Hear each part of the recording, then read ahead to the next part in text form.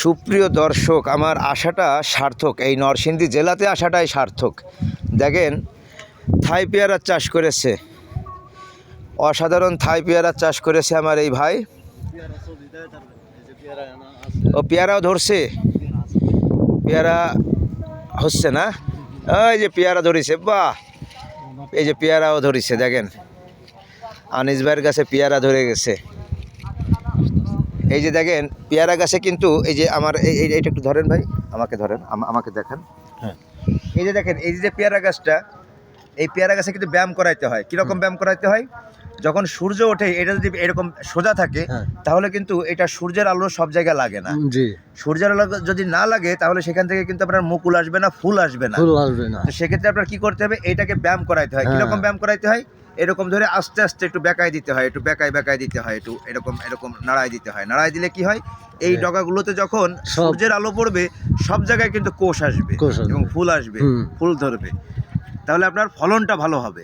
ঠিক, আপনার যে অসাধারণ যে বাগানটা করেছে এটা দেখেই তো ভালো লাগে। আপনি দেখেন, এই যে সুপ্রিয় দর্শক, যে বাগানটা দেখেন নিচের অংশে, আমি বলতেছিলাম 2 তলা 3 তলা কৃষি কাজ করা যায়। দেখেন নিচে এটা কি শাক ভাই? সরিষা শাক। কত সুন্দর একটা সরিষা ক্ষেত। দেখেন, এক টুকরো পরিমাণ জঙ্গল কোথাও নেই, একদম এ পাশ থেকে ও পাশ পর্যন্ত সব পরিষ্কার পরিচ্ছন্ন, চকচক করতেছে একবারই। ওই পাশে আমার আর এক ভাই দেখা যাচ্ছে, কৃষক ভাই, মনে হয় সিম পাড়তেছে, একটু জুম করে দেখাই। এই যে এই পাশে সিম পাড়তেছে, নিচে হয়ে সিম পাড়তেছে ভিতরে।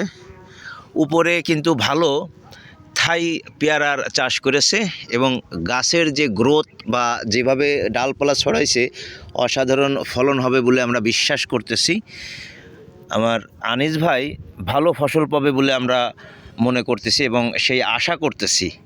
সুপ্রিয় দর্শক, আপনারাও সঙ্গে থাকবেন আনিস ভাইয়ের জন্য দোয়া করবেন, যেন উনি একটা ভালো ফলন পায়, ভালো ফসল পায়। ভাই, এখন এই শাক কত করে যাচ্ছে ভাই? শাক মনে করেন আপনার মোটা হিসাবে বেশি না। হ্যাঁ, মোটা মনে করেন 5 টাকা 7 টাকা, 5 টাকা 7 টাকা করে এক এক আটি, এক এক মুঠা, এক এক আটি আপনার 5 থেকে 7 টাকা করে বিক্রি হচ্ছে। তো আনিস ভাই, আমি আগেই বলছিলাম যে উনি কিন্তু একজন নিরাপদ সবজি উৎপাদনকারী কৃষক। উনি নিরাপদ সবজি উৎপাদন করে। আসলে বিষমুক্ত বলা যাবে না, কারণ বিষমুক্ত বলতে গেলে সেটার ক্রাইটেরিয়া একটু ভিন্ন হয়। নিরাপদ সবজি বলতে আপনার সবজি হারভেস্টের মিনিমাম 1 সপ্তাহ পূর্বে আপনার বিষ প্রয়োগ জমিতে বন্ধ করে দিতে হবে, সেটাকে বলে হচ্ছে নিরাপদ সবজি। তো আনিস ভাই মূলত সেই নিরাপদ সবজিটা উৎপাদন করেন। আমরা আনিস ভাইয়ের সাথে তার ক্ষেতটা ঘুরে দেখতেছি। দেখেন, এই যে পেয়ারা গাছের গোড়াটা পরিষ্কার, উনি সার দেওয়া বা আনুষঙ্গিক যে পরিচর্যার কাজটা করে এবং বিভিন্ন জঙ্গল দিয়ে ওইটা ঢাইকা রাখছে, গোড়াটা মালচিংয়ের কাজ করতেছে, অর্থাৎ জঙ্গলটা বাইসা ওই পেয়ারা গাছের গোড়ায় রাখছে যাতে এটা না শুকায় যায় বা ওইটা পচে যেন সার হয়, জৈব সার হয়। দেখেন, প্রতিটা গাছের গোড়া উনি অনেক করে প্ল্যানিং করে কিন্তু বাগানটা করেছে। আসলে আমি সবসময় বলি, কৃষি মানে একটা শিল্প, সেটাকে বুঝে যদি আপনি করতে পারেন তাহলে এটা লাভজনক। দেখেন, এই যে পেয়ারা ধরেছে, মূলত এই সাইডটা আপনার সুন্দর করে বেঁধে দিছে যাতে মানুষ চলাফেরার পথে এটা কোনো আঘাতগ্রস্ত বা কোনো ক্ষতিগ্রস্ত না হয়, পাশাপাশি গাছও যাতে ক্ষতিগ্রস্ত না হয়, একটা ডাল কেউ না ভেঙে ফেলে, কারণ চলা পথে তো এটা হতেই পারে। এখানে পালন শাক করেছে মনে হচ্ছে ভাই, এটা পালন শাকের ক্ষেত। ওই পাশে সরিষা শাক,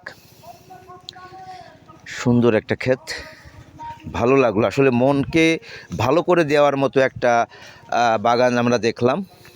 দেখেন, এই যে কুশি ছাড়তেছে, প্রতিটা গাছেই 1-2টা করে কুশি আছে। হ্যাঁ, এই যে বেরোচ্ছে, এই যে ফুল আসতেছে। হ্যাঁ, এই যে ফুল আসতেছে, এই যে রোদ্দুর পড়তেছে। এই যে এই ডালটা দেখেন, আমি যেটা বলতেছিলাম যে এই যে রোদ্দুর পড়তেছে আর এইখান দিয়ে এই যে সব প্রতিটাই পালসে দিচ্ছে, প্রতিটা গোড়ায় পালসে দিচ্ছে। এগুলো সব একসময় ফুল আসবে, এই যে ফুল আসবে। হ্যাঁ, একটু দেরি হলেও এটা ফুল চলে আসবে, প্রতিটা গাছে ফুল চলে আসবে। দেখেন, এই যে একটা জায়গায় 3-4টা, এই যে ভাই আমাদেরকে দেখানোর জন্য এদিকে আরও নিয়ে যাচ্ছে। এই যে এদিকে ফুল, এদিকে রোদ্দুর এরিয়াটা যখন বেশি লাগে তখন ভালো হয়। এই যে একটা বড় পেয়ারা আছে এখানে, পলিথিন দিয়ে বেঁধে রাখা হয়েছে।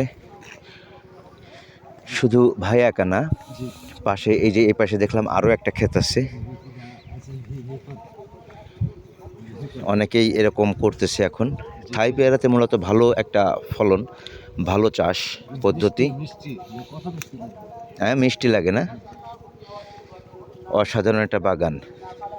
এই যে এই গাছটা দেখেন কি পরিমাণ ফুল ধরেছে, কি পরিমাণ ফুল ধরেছে, মেডিসিন করা এগুলো মেডিসিন দেওয়া আছে না। আমরা মেডিসিন করছি আমরা এই দেখেন অবাক করা কাণ্ড, অবাক করা কাণ্ড, কি পরিমাণ ফুল আসতেছে গাছগুলাতে। যদি আমরা টিকা তা গাছ এটা গাছ ভাঙা পড়বে এত ফুল যদি টিকে যায় কোনোভাবে।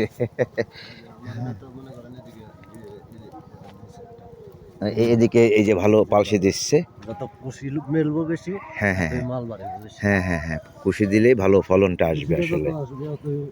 এই যে এই পাশে একটা বাগান, এই পাশে ভিতরে জাল দিয়ে নেট দিয়ে ঘিরে রাখা হয়েছে। এটা আর একটা বাগান, বেশ বাগান, অসাধারণ বাগান। সুপ্রিয় দর্শক, আনিস ভাইয়ের যে চাষ পদ্ধতি দেখে আসলেই মনটা ভরে যায়। কৃষি দেখলেই মনটা থমকে যায়, আনন্দে উৎফুল্লিত হয়ে ওঠে। তো সবাই দোয়া করবেন, সঙ্গে থাকবেন, পাশে থাকবেন, নিরাপদ সবজি খাবেন। ধন্যবাদ।